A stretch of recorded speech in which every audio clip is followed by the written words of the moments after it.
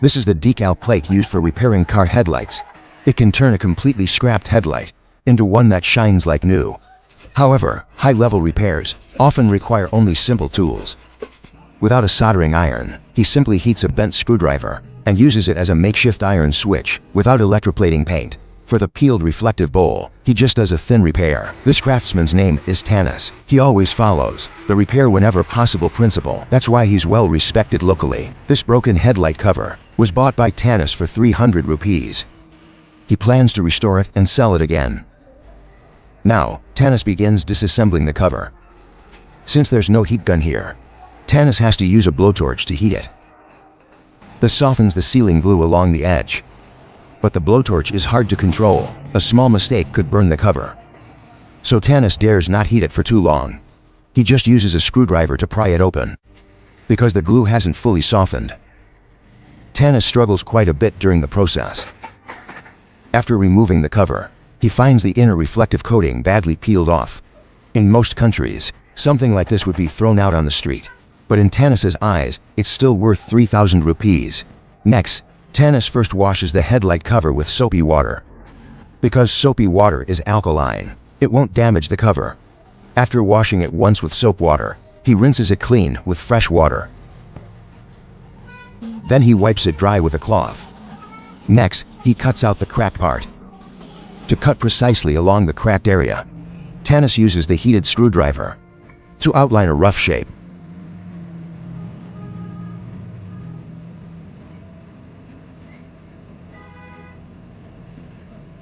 Since there's no soldering iron, Tanis heats the screwdriver longer this time and uses it as a hot iron to make holes. As the saying goes, where there's a will, there's always a way.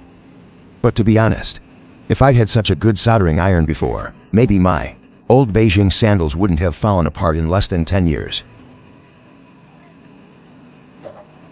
Now that the holes are made, to make the cut surface smoother, Tanis uses a file to grind it flat.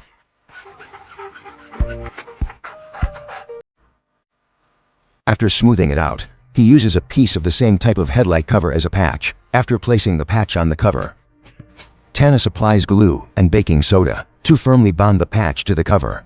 Then he flips the cover over and uses a blade to mark the cutting size.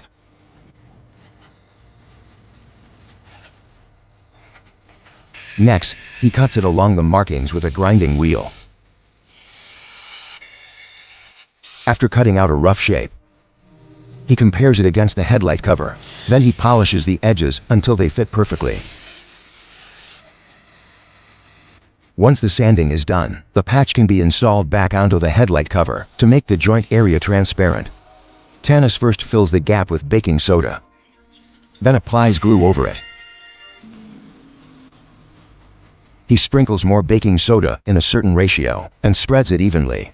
This way, the bonded area forms a transparent plastic-like resin. Who would have thought? Tanis turns out to be quite the physics master. After the bonding is done, he uses a file to smooth out the joint surface. Since the headlight was badly yellowed, to quickly remove the outer layer, Tanis chose to scrape it with a blade. If the oxidation isn't that serious, coarse sandpaper is usually enough for rough sanding. After scraping off the yellowed surface, Tanis uses 2000 grit wet sandpaper to further polish the cover. Because wet sandpaper has finer gaps between its grains, the sanding dust is much smaller. So when used with water, the dust flows away easily. After polishing, he carefully wipes the cover clean with a towel. To enhance the gloss of the cover, he uses a polishing machine with wax for finishing.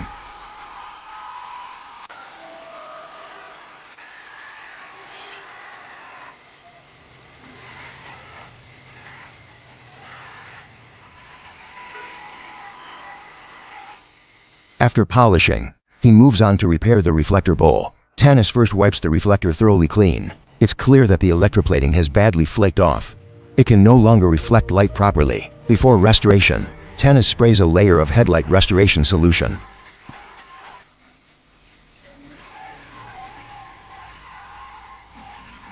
Then he applies a thin metal foil on top.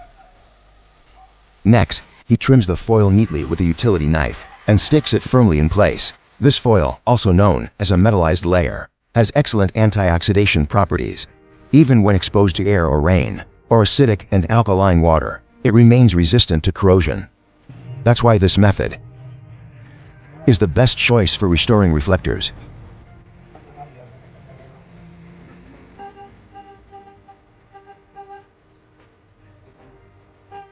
Once the reflector is restored, the headlight cover can be reinstalled. Before installation, he softens the sealant again with a torch, then puts the cover back in place.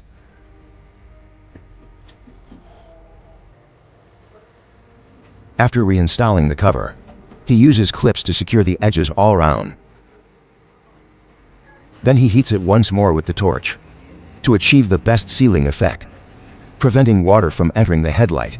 After heating, he presses it down firmly and lets it sit for 10 minutes. Then he removes the clips and gives the cover one final polish with the buffer.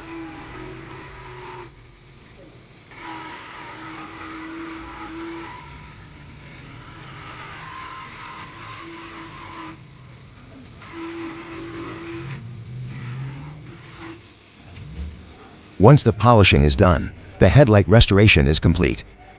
Now the entire headlight looks no different from a brand new one. Most people wouldn't even notice it had been repaired. You just can't help but admire. His skills are truly amazing. A round of applause for Tanis and his craftsmanship.